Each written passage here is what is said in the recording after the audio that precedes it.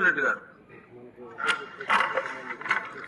Sir, ప్రొద్దుటూరులో Srinivasa institute of pharmacy college ఒకటి sir.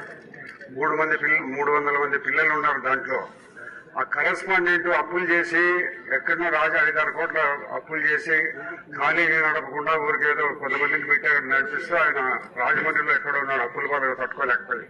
మేము పోయి చూసినప్పుడు అక్కడ లెక్చరర్లు లేరు.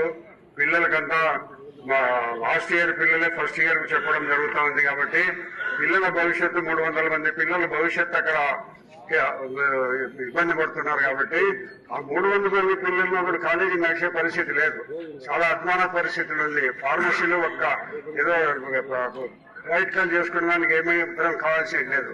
లెక్చరర్లు లేరు. చాలా ఇబ్బంది పడుతున్నారు సార్.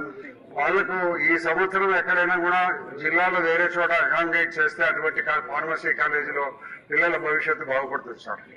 ఇటువంటి పరిస్థితి 300 మంది పిల్లలు దాదాపు 2-3 ఏళ్ళు ఉన్నారు. చాలా అధ్వాన పరిస్థితిలో కాలేజీ ఉంది. కరెస్పాండెంట్ అప్పులు చేసిపోయినాడు.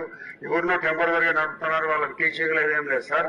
కాబట్టి ఇది వేరే జిల్లాలో ఈయన పిల్లలను అకామిడేట్ చేసేస్తే పిల్లలు బాగుపడేదానికి అవకాశం ఉంది సార్. రాటికోట ఎమ్మెల్యే శ్యామల్ గారు.